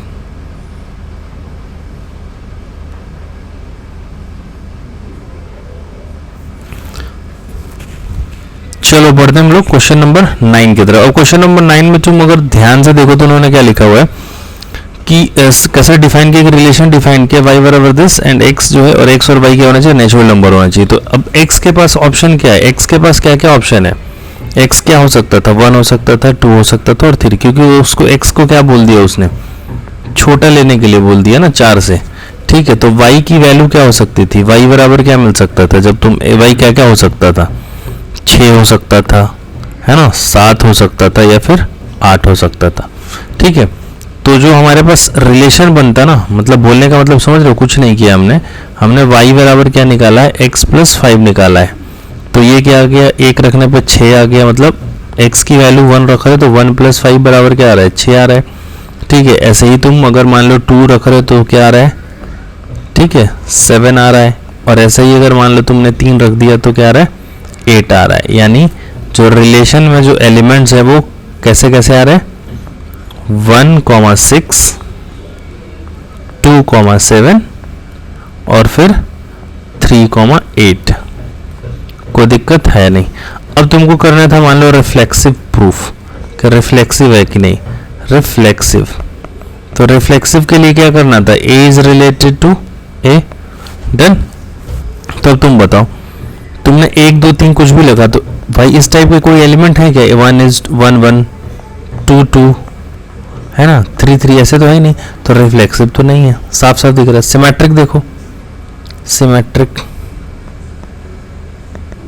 ठीक है। अगर मान लो तुमने 1 बिलोंग्स टू 6 लिख दिया तो भाई दिस इम्प्लाइज क्या होना चाहिए था, 6:1 भी होना चाहिए था। अगर 1,6 बिलोंग्स टू r है, ठीक है, तो 6,1 बिलोंग्स टू भी r होना चाहिए था ना। बट ऐसा तो है नहीं, कोई ऐसा एलिमेंट है क्या 6,1 टाइप का, नहीं है। तो क्या हो गया, ट्रांजिट सिमेट्रिक भी नहीं है। अब रही बात ट्रांजिटिव की, अब ट्रांजिटिव के लिए यार तुम क्या करना पड़ेगा, मान लो कि जैसे तुमने एक एलिमेंट 1,6 पकड़ा। अब पहले तो ट्रांजिटिव के लिए क्या करते हो तुम, ऐसे समझो क्या करते हो कि अगर a जो होता है a related to b and, यहाँ पे खुद से नहीं लेते हो, फिर बोलते हो कि and b is related to c, so this implies क्या बोलते हो कि a रिलेटेड टू क्या होना चाहिए, c होना चाहिए, ठीक है। तो अगर तुम मान लो 1,6 चुना तुमने, ठीक है, तो भाई तुमको ढूंढना पड़ेगा एंड 6, समथिंग ढूंढना पड़ेगा। अब वो 6, समथिंग तुम ढूंढने गए तो वो r में था ही नहीं, ठीक है। और ऐसे ही अगर 2,7 में भी ढूंढने जाओ तो 7, नहीं मिलेगा इसमें कुछ भी। मान लो 2,7 जैसे तुमने चुना, एंड चुनना पड़ेगा ना तुमको 7, समथिंग, वो है ही नहीं इसमें। ऐसे ही 3,8 के लिए करोगे तो नहीं है। तो हुआ क्या कि भाई इसको क्या दिएगा कि बेनिफिट ऑफ डाउट दे दिएगा, अब है ही नहीं तो क्या बोलेंगे, इसको बोल दिए कि भाई ट्रांजिटिव है, क्योंकि फेल तो ट्रांजिटिविटी हुई नहीं। अब ट्रांजिटिविटी तो तब फेल होती ना कि जब a belongs to r, a related to b हो जाता और b रिलेटेड टू c होता, उसके बाद अगर ये नहीं आता कि दिस इंप्लाइज, अगर मान लो वो नहीं आता कि ये रिलेटेड टू c, तब बोलते ना कि ट्रांजिटिविटी फेल हो गई। अब हुआ क्या कि भाई तुम जैसे 1,6 तो किया तुमने, तो जैसे ही तुम 6, ढूंढने गए तो उसमें तो कुछ है ही नहीं 6, समथिंग। आ रही बात समझ में। ऐसे ही एक के लिए नहीं, इसके लिए भी यहाँ पे भी नहीं मिल रहा है। 2,7 के साथ भी वही सिचुएशन की, जैसे ही तुमने 2,7 चुना तो भाई अगला तुमको पता है कि 7, समथिंग चुनना पड़ेगा। अब 7, समथिंग जैसा कुछ है ही नहीं इसमें। ऐसे ही 3,8 अगर मान लो तुमने चुना तो फिर 8, समथिंग तुमने चुनने का प्रयास करोगे तो 8, समथिंग कुछ है ही नहीं इसमें। इसलिए उसकी इसको यहाँ पे क्या बोल दिया कि बेनिफिट ऑफ डाउट दे दिया गया। तो इसको क्या बोल दिया कि भाई चलो ठीक है, ट्रांजिटिविटी तुम्हारा कोई फेल नहीं हुआ तो तुम ट्रांजिटिव हो। आगे बात समझ में। तो ये क्या है, ट्रांजिटिव है, ठीक है, डन डन। तो अब इसका कौन सा ऑप्शन है हमारे पास, ऑप्शन देखो जरा कि r इज, फोर्थ वाला ऑप्शन जरा पढ़ो, आई सिमेट्रिक, भी गलत हो गया। फर्स्ट से शुरू से कर लेते हैं, शुरू से पढ़ लेते हैं ना। r is in equivalence relation, गलत। r is transitive but neither reflexive not symmetric, true. Second option is correct. Done done. चलो हम लोग बढ़ते हैं क्वेश्चन नंबर 10 की तरफ। और क्वेश्चन नंबर 10 में देखो यार कुछ नहीं, मैं फिर से बोल रहा हूँ, आप जाओ टेलीग्राम, उसमें जाके वो देख लो, PDF देख लो इन्वर्स ट्रिग्नोमेट्री का, उससे ज़्यादा कुछ है ही नहीं। मतलब अगर इसमें पूरे में सबसे जो याद रहने वाला है वो कोई है, domain of sine inverse x, है ना, -1 से 1। तो मतलब C का जो ऑप्शन है वो तो थर्ड था। बाकी मान लो अगर याद भी नहीं है इस हिसाब से तो देखो C का ऑप्शन क्या था, थर्ड। अब C का थर्ड होने के कारण क्या हो गया, बाकी सारे ऑप्शन कैसे कैंसिल हो रहे, देखो ये कैंसिल हो गए, ये कैंसिल हो गया, ये कैंसिल हो गया ना। तो C थर्ड होते ही ये सही हो गया। तो मैं इसमें क्या डिस्कस करूँ, ठीक है, डन। चलो हम लोग बढ़ते हैं क्वेश्चन नंबर 11 की तरफ। तो 11 में देखो कुछ नहीं, tan इनवर्स का प्रॉपर्टी लग रहा है। कौन सा? tan inverse a plus tan inverse b, ठीक है। या फिर तुम अगर चाहो तो लगा सकते हो ना, कोई इश्यू नहीं है। तो tan inverse a plus tan inverse b क्या हो जाता है? आपको पता है कि tan inverse a plus b upon 1 minus a b, ठीक है। तो इस पे हम वही लगाने जा रहे हैं, ठीक है। तो ज़रा ध्यान से देखो, तो क्या हो गया? tan इनवर्स y था, और इधर किया तो क्या हो गया? tan इनवर्स, और इधर किया तो क्या हो गया? x plus 2x upon 1 minus x square, और डिवाइडेड बाई अगर करें तो 1 माइनस एक्स इंटू 2x, ठीक है, divided by 1 minus x square, ठीक है। इसको थोड़ा ठीक से सॉल्व किया तो क्या आ गया?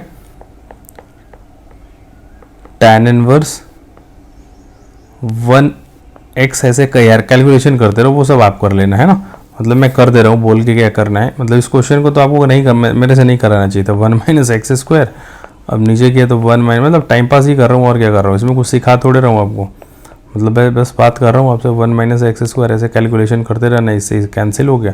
अब मेरा कैलकुलेशन थोड़ा ठीक है, तो आपका भी, क्योंकि मैंने बहुत प्रैक्टिस किया हुआ है, ठीक है। तो ये क्या हो गया? 3x माइनस एक्स ऐसे, और इसको किया तो 1 माइनस 3x क्यूब ऐसे। अब इधर क्या था? tan इनवर्स y, तो अब क्या हो गया? tan इनवर्स से tan इनवर्स खत्म, तो y की वैल्यू क्या आ गई? ये आ गई 3x minus x cube upon 1 minus 3x cube. अब कौन सा ऑप्शन है? देखो फर्स्ट। डन। चलो बढ़ते हैं क्वेश्चन नंबर 12। क्वेश्चन नंबर 12 में देखो इनवर्स फाइंड करना है। तो इनवर्स फाइंड करने के लिए तो सबसे आसान सा स्टेप क्या होता है, इसको ध्यान रख लो, है ना।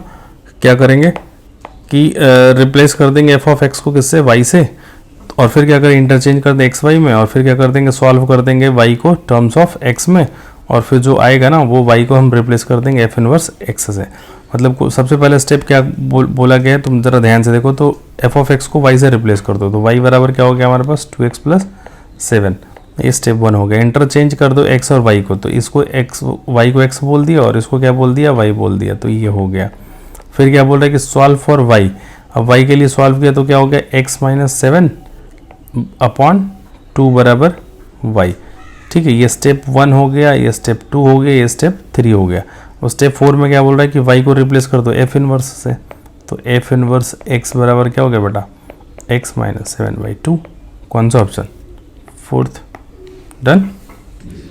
चलो तो हम लोग बढ़ते हैं क्वेश्चन नंबर 13 की तरफ। अब 13 में उन्होंने क्या बोला कि एक सेट दे रखा है, उसमें एलिमेंट है 1 से लेकर 14 तक है। वो डिफाइन ऐसे किया कि एक्स वाई एलिमेंट इस टाइप का है, सच डेट, इसको पढ़ते हैं सच डेट, ठीक है, इसको पढ़ते हैं सच डेट 3x माइनस वाई बराबर 0, यानी कंडीशन लगा दिया कि भाई वो y जो होना चाहिए ना वो 3x के बराबर होना चाहिए। इसका मतलब आप समझते हो आप लोग, मतलब जो x का जो कोऑर्डिनेट है ना वो y कोऑर्डिनेट से मतलब y कोऑर्डिनेट जो x कोऑर्डिनेट से 3 गुना होना चाहिए, ठीक है। तो यार अब जरा ध्यान से देखो, x क्या क्या होना, क्या क्या x को मान लो तुमने 1 रखा तो y क्या मिलता जाएगा? y, x को 1 रखा तो y 3 मिल गया, ठीक है। फिर 2 रखा तो 6 मिल गया, है ना y। फिर 3 रखा तो क्या मिल गया? 9 मिल गया। फिर 4 रखा तो 12 मिल गया। 5 रखा तो क्या मिल गया? 15। अब 15 नहीं हो सकता, क्यों? क्योंकि वो 15 से इसमें बाहर चला जाएगा एलिमेंट से, ठीक है। तो पॉसिबिलिटी ऑफ x क्या क्या था हमारे पास? सो पॉसिबिलिटी ऑफ x हमारे पास क्या था? पॉसिबिलिटी ऑफ x क्या था? 1 2 3 4। अब 5 क्यों नहीं लेते? क्योंकि 5 जैसे ही लेते ना तो 15 आ जाता, 15 बाहर चला जाता, ठीक है। तो वो तो हम नहीं लेंगे, ठीक है। और फिर R में जो एलिमेंट्स आएंगे वो किस प्रकार से आ रहे हैं?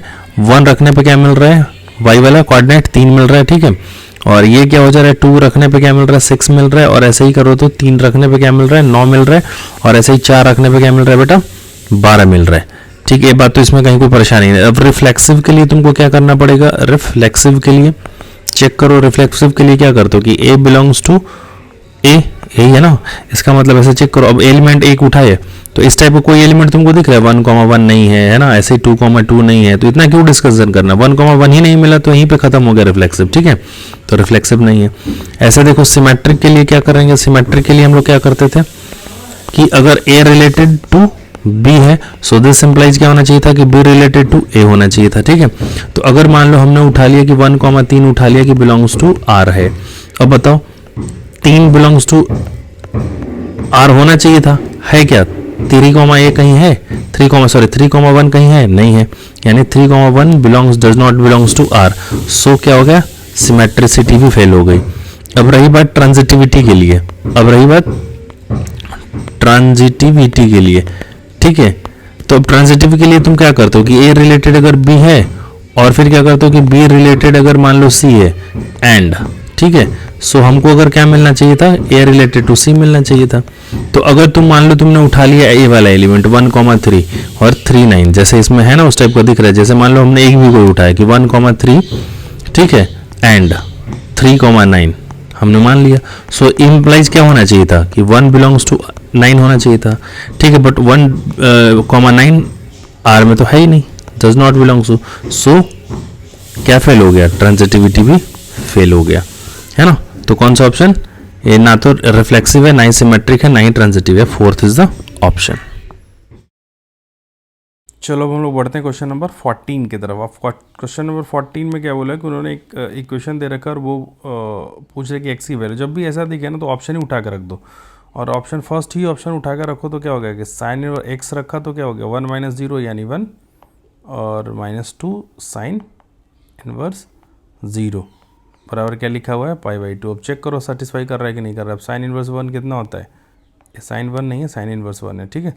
तो ये तो क्या हो गया π/2 और ये क्या हो गया 0, और ये पहला ही ऑप्शन सेटिस्फाई कर गया, है ना, यानी 0 इसका ऑप्शन। बाकी तो करेंगे नहीं, लेकिन अगर मान लो फिर भी अगर मान लो तुमको चेक करना हो तो तुम 1 पे कैसे चेक करते, 1 पे अगर चेक करना हो तो मान लो ऑप्शन बी को रखते, तो साइन इनवर्स 1 - 1 है ना, -2 साइन इनवर्स 1 बराबर π/2। अब तुम चेक करोगे तो क्या हो गया, क्वेश्चन तुम्हारा सॉल्व हो गया, बस हम लोग टाइम पास कर रहे हैं। साइन 0 कितना होता है, 0 ही आ गया, और -2 कितना होता है π/2, ठीक है। तो इधर कैंसिल, यानी ये तो गलत हो गया ना, -π बराबर π, अरे गलत होगा भी ना, क्योंकि एक ऑप्शन पहले ही 0 आ गया है, मोर देन 1 चॉइस तो है नहीं, तो सॉल्व ही नहीं करेंगे। मतलब जानबूझ के मैं करके दिखा दिया कि 1 रखो, ऐसे ही 2 हाफ रखोगे ना तो इसकी वैल्यू क्या हो जाएगी, हाफ। और साइन इनवर्स हाफ कितना होता है π/6, और 2 साइन इनवर्स ये भी क्या हो जाता है, हाफ यहाँ भी रख दो तो यहाँ पे भी क्या हो जाता है π/6, यानी π/6 -2 × π/6, ठीक है, π/3 किसी भी कीमत में क्या हो जाता है 60 में से, मतलब π/6 क्या होता है खुद बताओ ना, 30 डिग्री, 30 में से क्या होता है 60 डिग्री घटाओगे तो 90 थोड़ी ना आएगा, समझ रहे हो, तो वो कैंसिल ही हो जाता सारे। तो अपना फर्स्ट ही ऑप्शन सही है, तो क्यों इतना सॉल्व करना। चलो हम लोग पढ़ते हैं क्वेश्चन नंबर 15 की तरफ। तो क्वेश्चन नंबर 15 में क्या बोल रहा है, रिलेशन का क्वेश्चन है यार, है ना, मतलब आसान सा सवाल है। वो क्या बोल रहा है कि एक रिलेशन है, ऑल स्ट्रेट लाइन में दिया हुआ कि L1 रिलेटेड टू ऐसा, if and only if L1 is parallel to L2। तो अगर मान लो ऐसे करते हैं कि अगर L1 पहले ऐसे समझ लो आप, एक बार जैसे कोई एक लाइन L1 है, कोई लाइन L2 है, आपस में पैरेलल है। अगर मान लो इसके तीसरा लाइन भी कोई पैरेलल कर दिया, जैसे इसको हमने बोला L1, इसको बोला L2 और इसको बोला L3। तो मैं बोल रहा हूँ कि मैं खुद से अगर L3 को पैरेलल कर दूँ L2 के, तो ऑटोमेटिकली क्या क्या जो पॉसिबल है बताओ, आपस में L3 L2 भी पैरेलल हो जाएंगे, ये तो समझ में आ गया। और L3 अगर पैरेलल हो गया L1 के भी होगा, क्यों, क्योंकि भाई देखो ना L3 L1 के क्यों नहीं पैरेलल होगा, बात समझ रहे हो, तो वो सिमेट्री में भी चला जाएगा। मतलब समझ रहे हो मैं क्या बोल रहा हूँ, ये 2 लाइन अगर आपस में पैरेलल है, तीसरे लाइन कोई और भी पैरेलल करोगे तो ए और ए आपस में पैरेलल हो जाएंगे, ये एक बात ये, ठीक है। और ए अगर मान लो L2 अगर पैरेलल है L3 के, तो L3 भी पैरेलल होगा L2 के, इसमें कोई इफ बट तो है नहीं, ठीक है। तो इसी बात को मैं लिख देता हूँ सारा कुछ। मैं बोला भी कि इक्विवेलेंस में जो भी रिलेशन क्वेश्चन करूँगा उसमें टाइम बचाना है मेरे को, तो इस सारी बातों को मैं लिख दे रहा हूँ और डिस्कस कर लेते हैं अभी। तो पहले क्या बोल रहा हूँ कि रिफ्लेक्सिव होने के लिए क्या, every line is parallel to itself. वाले एक कोई लाइन है तो आपस में भाई खुद से खुद के लाइन पैरेलल ही है, मतलब ये L1 है, L1 खुद से क्या बोलूँगा, L1 के पैरेलल है ना, every line is parallel to itself. अब सिमेट्रिक का मतलब क्या था कि L1 is parallel to L2। भाई अगर L1 पैरेलल है L2 के, तो L2 भी L1 के पैरेलल है, सिमेट्री हो गई। तो ये भी ठीक बात, सिमेट्री वाली बात भी सही। अब ट्रांजिटिव L1 L2 के पैरेलल है, ठीक है, और L2 L3 के पैरेलल है, तो L3 L1 के भी पैरेलल हो जाएगा, वही बात यहाँ लिख दिया गया, ठीक है। तो क्या हो गया, रिफ्लेक्सिव भी हो गया, ट्रांसमेट्रिक भी हो गया, ट्रांजिटिव हो गया, तो इक्विवेलेंस रिलेशन हो गया। So B is the second is the option. चलो हम लोग बढ़ते हैं क्वेश्चन नंबर 16 की तरफ। क्वेश्चन नंबर 16 में क्या दिया हुआ है उन्होंने, ये बहुत आसान सा सवाल है, मतलब कैलकुलेशन ही है यार, मतलब थोड़ा बहुत फार्मूला अगर याद है आपको तो आप कर सकते हो। क्या है, एक तो मान लो जैसे तुमने क्या बोला कि इसको थीटा मान लो, इस वाले टर्म को, इस वाले को किसको मानोगे आप, इसको पूरे को थीटा बोल दो। क्या बोल दो कि थीटा बराबर कॉट इनवर्स। बाकी तो एक तो तरीका क्या है, एंगल वेंगल करके करते हो, ट्रायंगल वैंगल करके, है ना, उसमें माइनस माइनस का ही लफड़ा रहता है, इसलिए मैं उससे नहीं करूँगा। ठीक है, वो तो आपको पता ही होगा कैसे करते हो। तो फिर मैं इसको बोल दिया कि भाई -5/12 कॉट थीटा की वैल्यू। बाकी राइट एंगल ट्रायंगल से आप कर सकते हो, कॉट थीटा की वैल्यू पता है तो साइन थीटा ऐसे कर कर निकाल सकते हो, मैं वैसे नहीं कर रहा हूँ। ठीक है, तो इसको क्या बोल दिया हमने कि 2 थीटा है। तो एक tan का फॉर्मूला बहुत आसान से जो जानते हो वो क्या होता है, 2 tan theta upon 1 plus tan square theta. अब इसी को सीधे ना कॉट में लेके चले जाओ। अब सीधे कॉट में लेके जाओगे तो यहाँ क्या हो जाएगा, 2 अपॉन, जरा ध्यान से को पलट के लिख दो tan को, 1 अपॉन कॉट थीटा, और ये क्या हो गया भाई 1 plus 1 upon cot square theta. इसको थोड़ा सा ठीक से सॉल्व कर लिया तो क्या आ गया 2। अगर तुम ठीक ठाक एकदम अच्छे से इसको सॉल्व करो एक बार फॉर्मूले को, तो तुमको क्या दिख रहा है कि 2 अपॉन क्या था यहाँ पे, तो कॉट थीटा दिख रहा था, यहाँ पे क्या हो रहा था कॉट स्क्वायर थीटा प्लस 1। ठीक है, इनटू ऊपर में करेंगे किए तो क्या आ गया कॉट स्क्वायर थीटा। ठीक है, तो तुम फिर से क्या मिल गया तुमको, 2 cot theta upon 1 plus cot square theta. अब तुम सीधे कॉट थीटा की वैल्यू पुट कर दो, तो कॉट थीटा की वैल्यू क्या थी -5/12, और इसको किया तो क्या होगा 5 स्क्वायर किया तो 5 का स्क्वायर किया 25, 12 का किया तो 144। ठीक है, इसको थोड़ा ठीक से और सॉल्व किया तो क्या आ गया भाई -10/12, और इधर क्या गया 169 डिवाइडेड बाई 144। इसको थोड़ा और ठीक से कर दो, क्या गया -10/12 गुने 144/169। ठीक है, ये 12 से 12 ख़त्म हो गया, तो ऊपर में क्या गया -120 अपॉन नीचे 169। तो आंसर क्या आ गया -120/169। कौन सा ऑप्शन, सेकंड। अब मैं जानबूझ के ट्रायंगल वाले से कर सकता हूँ, अब उसमें यार बहुत कैलकुलेशन जाएगा। ठीक है, मेरे को ये तो पता ही था, और ये पता था तो मैं सीधे कॉट का फॉर्मूला लिख दिया और सीधे कॉट की वैल्यू पुट कर दी। अब उसमें क्या था कि एक ट्रायंगल बनाओगे तो फिर कौन से क्वाड्रेंट में, जैसे ये -5/12 है तो CAST करोगे। ठीक है, तो इसमें नेगेटिव, इसमें क्या कॉट की वैल्यू नेगेटिव आ रही थी, या तो इसमें होगा या इसमें होगा, वो बड़ा लंबा डिस्कशन है। ठीक है, तो वो कन्फ्यूजन सा क्रिएट करेगा, तो मैं इसको टिक मार दिया। अगर मान लो गलती से माइनस प्लस तुम करने में भूल गए तो तुम्हारा आंसर सही भी आ गया, एक मान लो प्लस में आ गया तो तुम्हें टिक मार के आ जाओगे और माइनस में नंबर आ जाएगा। तो मेरे को आसान ये दिख रहा था तो ऐसा कर दिया मैंने।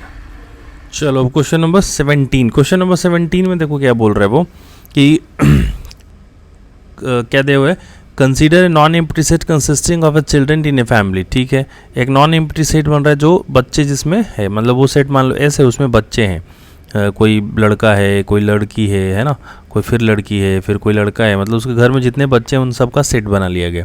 And relation R is defined as a related to b, और एक रिलेशन डिफाइंड किया गया आर इज टू बी कब, if a is brother of B.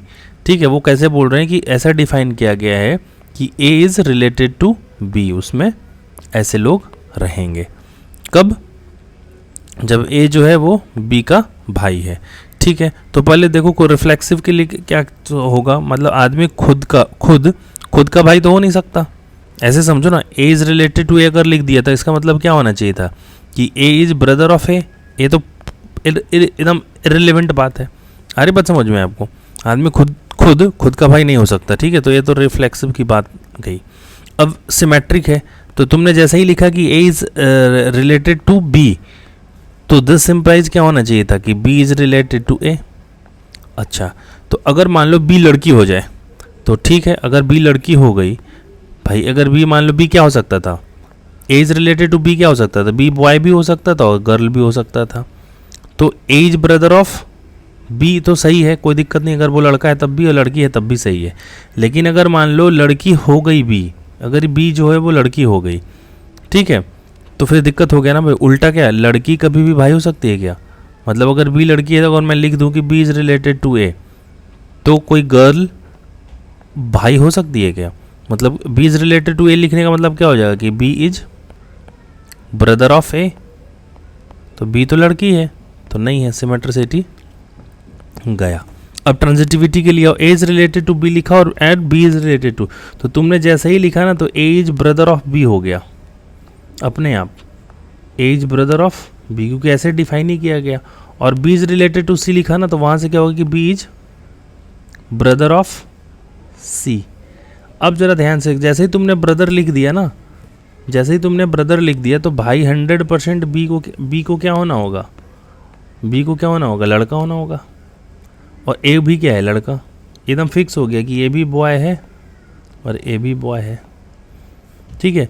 तो वो जो चीज़ ये लड़का लड़की बी बन सकता था ना वो ख़त्म हो गया। क्यों? क्योंकि अगर लड़की अगर मान लो बी अगर लड़की रहती तो यहाँ पे लिख ही नहीं सकते थे कि बी इज ब्रदर ऑफ सी, नहीं लिख सकते। तो बी को 100% क्या होना होगा, बॉय होना होगा। अब ठीक है, अब तो कोई दिक्कत ही नहीं, बी अगर ए जो है बी का भाई है और बी जो है वो अगर सी का भाई, तो 100% ए बी किसका, सी का भाई होगा ही होगा, ठीक है। So this implies A is related to C, A is brother of C. तो कौन सा ऑप्शन, बी। ट्रांजिटिव तो है बट सिमेट्रिक नहीं है। चलो तो बढ़ते हैं क्वेश्चन नंबर 18 की तरफ। अब क्वेश्चन नंबर 18 को बहुत तुम अगर ध्यान से देखो तो सब बहुत लल्लू ललसा वाले है ना। अब मैं यार समय बचाना था तो मैं पहले से सब लिख दिया भाई, है ना। आप समझो मेरे पास समय की वीडियो बहुत लंबा हो जाएगा नहीं तो। द रिलेशन आर क्या है कि दिया वन, मतलब ये इररिलेवेंट चीज़ है, मतलब क्या मैं बोलूँ आपको, given by the R 1, this reflexive है, मतलब एक थी सेट जो 1 2 3 है उसमें, और रिलेशन ऐसे ऐसे उन्होंने दे दिया, ठीक है। तो रिफ्लेक्सिव के लिए क्या चाहिए भाई कि होना चाहिए, ठीक है। तो देखो ना 1, 1, 2, 2, 3, 3 सब है तो रिफ्लेक्सिव है। अब सिमेट्री के लिए कोई भी एक पकड़ लेते तुम, जैसे 1, 2 पकड़ लो तो 2, 1 इसमें है नहीं है तो वो क्या होगा, सिमेट्रिक नहीं है।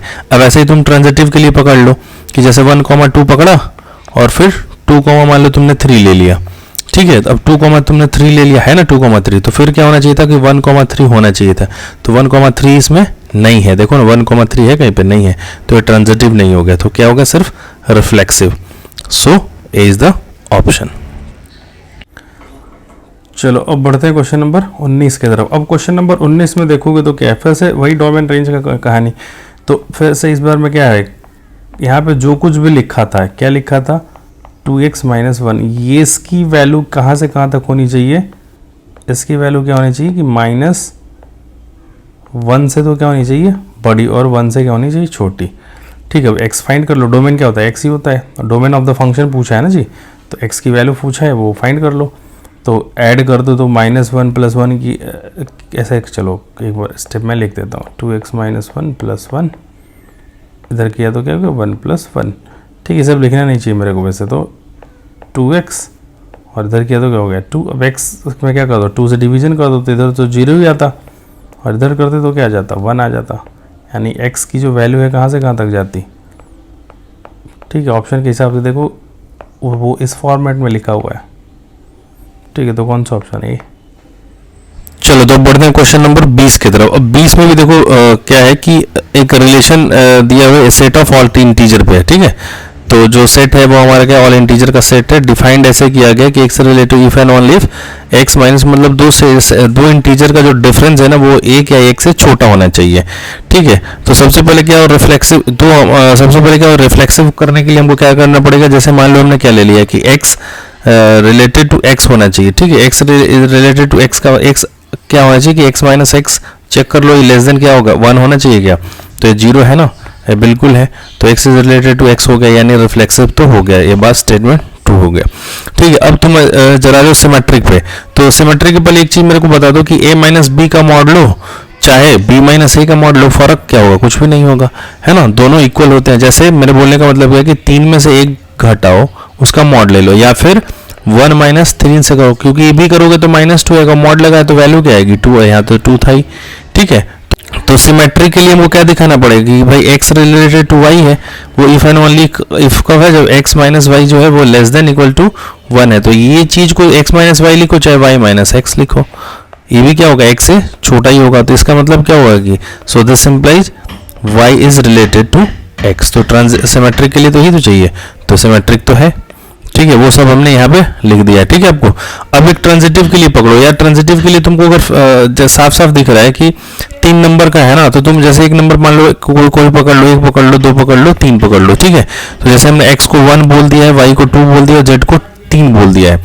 ठीक है, तो तुम जैसे एक काम करो कि 1 - 2 कर लिया अगर तुमने, जैसे हमने क्या लिख रहे हैं कि 1 इज रिलेटेड टू 2, फिर क्या बोल रहे हैं कि 2 इज रिलेटेड टू 3। ठीक है, सो हमको अब प्रूफ क्या करना है कि 1 रिलेटेड टू 3 हो जाना चाहिए। ठीक है, तो 1 रिलेटेड टू 2 का मतलब क्या होगा कि 1 - 2 लेस देन इक्वल टू 1, एकदम सही है। 2 इज रिलेटेड टू 3 देखो करके, तो 2 - 3 एकदम सही है, कोई दिक्कत नहीं है। लेकिन तुम देखो ना 1 रिलेटेड टू 3 अगर मान लो हमने कर दिया, ठीक है, अगर कर दिया तो देखो ना 1 - 3 लेस देन इक्वल टू, ये स्टेटमेंट क्या हो गया, फॉल्स हो गया ना। अरे बस इसका मतलब क्या होगी, 1 इज नॉट रिलेटेड टू 3। ठीक है, तो क्या होगा, ट्रांजिटिविटी फेल हो गई, क्योंकि करोगे 2 आ जाएगा ना यार। अरे वो समझ में, तो यहाँ पे ट्रांजिटिविटी क्या हो जाएगी, फेल हो जाएगी। अब ट्रांजिटिविटी फेल हो गई तो क्या हो गया, रिफ्लेक्सिव है, हाँ है, सिमेट्रिक है, हाँ है, ट्रांजिटिव है, नहीं है, A is not a symmetric, statement गलत है, R is not transitive, statement true है। तो ए बी ई कौन सा ऑप्शन, 4th।